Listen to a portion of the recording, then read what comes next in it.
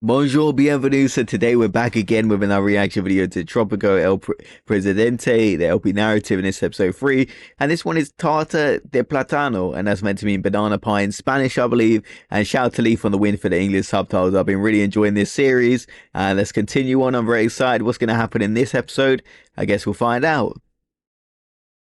Yeah, the last one ended on a cliffhanger, didn't it? Yeah. Et alors là, surprise, Maître Pico a accepté de commercer avec nous, les gentils. Et il nous a envoyé des ananas et des perles. Me demandez pas pourquoi il y avait besoin de perles à l'époque, j'en ai foutrement aucune idée. 1917, un beau matin, le président vit popper sur son bureau une jolie lettre avec marqué « Menace d'invasion étrangère ». Concrètement, les Allemands s'étaient vexés. Bon, ils n'étaient pas encore nazis à l'époque, mais c'était pas non plus des mecs rigolos. Ils avaient donc commencé par encercler l'île avec des navires de guerre et menaçaient clairement de réduire à néant Tropico. Votre projet. Et vous allez prendre des pioches et des fourches et vous allez les faire gagner car c'est notre projet. I mean, 1970, the weapons are still outdated, La guerre but, était you know, proche. Des Allemands pleins de haine et see de how they choucroute do. encerclaient la petite île tranquille de Tropico et menaçaient d'envahir la ville à tout moment. Sauf que le président, c'était pas Churchill, hein, et il était pas du tout prêt pour un conflit ouvert. D'ailleurs, la guerre, c'était pas son truc, hein. On sait pas trop ce que c'était son truc, en fait. Like, seriously, the Seb Photoshop is one of my favorite things about this series. D'ailleurs, la guerre, c'était pas son truc, hein. On sait pas trop ce que c'était son truc, en fait. Les smoothies. Les smoothies. Il faisait d'excellents smoothies banane café qu'il offrait à ses invités de marque. La recette classée secret défense était précieusement gardée dans un coffre de la Bibliothèque nationale et tous ceux qui ont eu la chance d'y goûter ont reconnu que c'était tout bonnement excellent. He doesn't like a C'est good la plus belle smoothie. réalisation du socialisme, a dit un jour Régis Debray quand il était en visite sur l'île. Voilà, ça c'était son truc. Les smoothies banane café. Par contre, pour la guerre, il était nul à chier.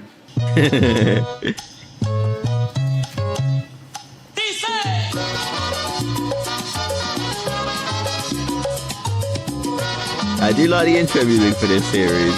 Like one of those typical Cuban songs, makes you want to dance, have a good time. Kinda just island vibes.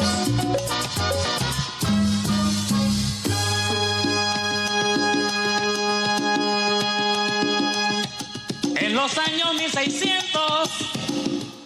Les emmerdes, c'est comme les canards, ça vole en escadrille, a dit un jour un grand homme. Et pour Tropico, en cette année 1905, c'était particulièrement vrai, car à peine le président avait-il pris connaissance de la présence des navires allemands que l'île se mit à trembler de partout. On crut d'abord à un bombardement, mais non, c'était juste pas de bol. C'était juste la Providence qui avait choisi de leur pisser au visage en leur envoyant la double ration de galère. Présidente, les tropiciens attendent les élections l'année prochaine.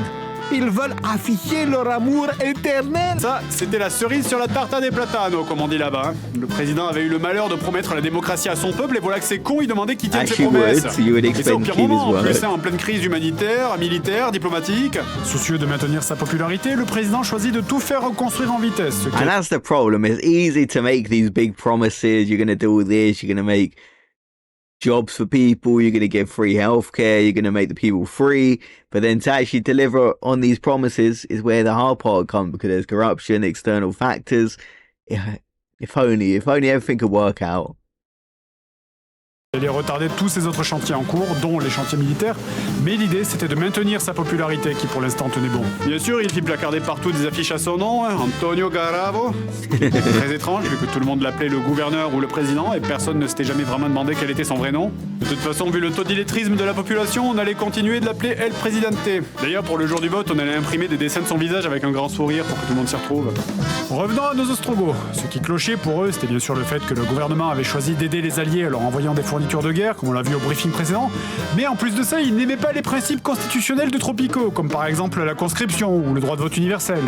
El Presidente consulta ses juristes pour voir s'ils ne pouvaient pas modifier la constitution, mais non, ce ne serait pas possible avant 28 mois. Il fallait donc trouver un autre moyen de calmer l'axe du mal, car il aurait été dommage de le faire anticonstitutionnellement. Avouez que c'est la première fois que vous entendez ce mot placé dans une vraie phrase, hein? Bah ouais, je suis allé à la fac. Oh wait, got a little bit of context Avouez que c'est there. la première fois que vous entendez ce mot placé dans une vraie phrase. Okay, anti-constitutional is inaccurately famous for being the longest word in the French language. Surely that can't be the longest word in the French language, like even to think that, right? There has to be a longer word because it's kind of long, but it's not that long. I assume the longest word in the French language, it has to be way longer than that, right? Maybe it's just me. Bah ouais, je suis allé à la fac. Le président n'avait donc pas de plan puisqu'il avait choisi de maintenir ses exportations vers les Alliés parce que ça faisait pas mal de sous quand même. Hein. Il se lança donc dans la stratégie du serrons les fesses, si ça se trouve c'est du bluff. En tout cas, c'est ce qu'il déclara à son chef d'état-major avant de lui ajouter d'un ton enjoué. Est-ce que je vous fais un petit smoothie, Ernesto? Tropicien. Comme vous le savez, nous sommes cernés par l'ennemi fasciste.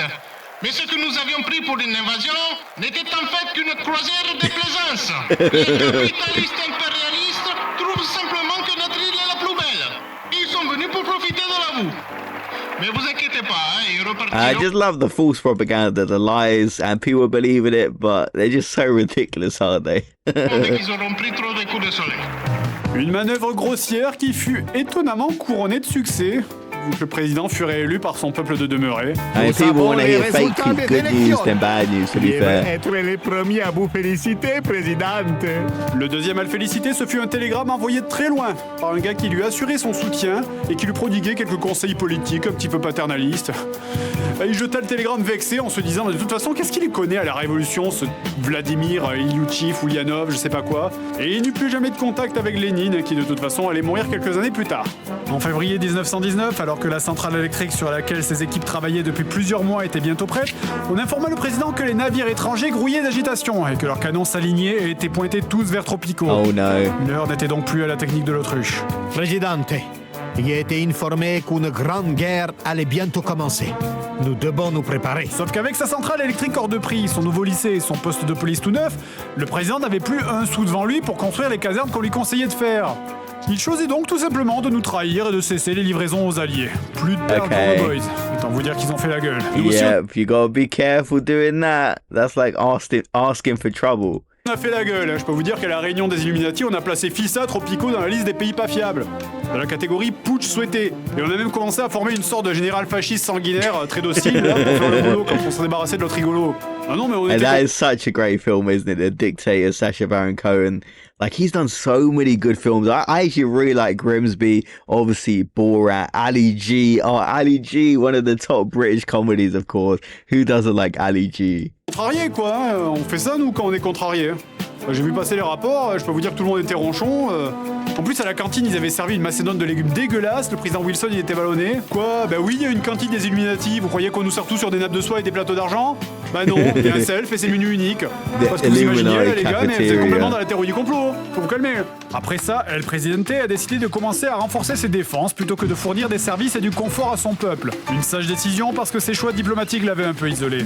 Ceci dit, en nous plantant un couteau dans le dos et en privant les soldats et les bourgeoises de chez nous de colliers de perles, El Presidente avait un peu rassuré les Allemands. Oh. Et pour être bien sûr qu'il décampe, il finit par enfin modifier sa constitution et par supprimer la conscription pour passer en mode milice du peuple. Bilan, les Allemands s'étaient calmés, mais nous on était plutôt refroidis. Le président avait choisi la stratégie de la carpette mouillée, c'était du coup coupé de tous ses alliés qui n'allaient plus lui envoyer un centime. En Europe, le conflit allait se calmer, mais c'était l'heure de tous les nationalismes et les tensions allaient perdurer. Un mois plus tard, nous, les gentils, on allait fonder la Société des Nations, l'ancêtre de l'ONU, Oh. pour voir la paix. Enfin, notre paix. I do remember learning a little bit about the League of Nations actually back in history class. So you touched on it briefly. I remember that obviously the United Nations, everybody knows about the United Nations, but like this was the early stages. Wow. D'ailleurs, rien I que pour haven't heard that regarder les name in tropiciens, eh ben, on ages. les a pas invités.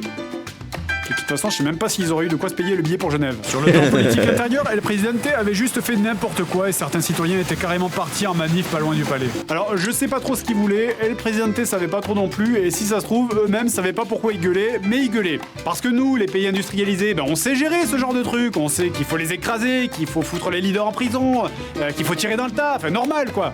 Mais lui, là, qui se la jouait héros du peuple, qu'est-ce qu'il allait faire face à la colère de tous les pecnos auxquels il avait filé des armes? Mais qu'est-ce que vous voulez? Je comprends pas. Des bananes? Des smoothies? Je piche pas moi. Promis, demain, tout ira mieux. Le socialisme total, c'est totalement pour bientôt. I mean, when you got the people turned against you, they love you, then they hate you. The story, but you know he has been doing some bad things. But yeah, so I can't imagine this ending well. He's getting everybody turned against him. C'est pas fait pour ça. C'est pour défendre la révolution face à l'impérialisme. Vous êtes con ou quoi? Moi je vous préviens, hein. Si je descends, ça va barder. Je peux vous assurer que ça, ce premier mouvement de contestation tropicien, on l'a suivi de près. Après de là à dire qu'on l'a un petit peu provoqué et pas mal soutenu, bon, je peux pas vous le dire comme ça parce que vous avez pas les accrèdes, mais Ce genre d'incident était indispensable pour que le Presidente finisse par dévoiler son vrai visage. Oh. Okay, so a great series. Obviously, you know, it's getting crazier and crazier. El Presidente is getting exposed, his true colors. You know, once people thought he's the man of the people, they loved him, and then they saw kind of what he's like, and he armed them all. So how's it going to turn out? Guess we'll find out in the next episode. And obviously, shout out to Leaf on the win for the English subtitles as usual.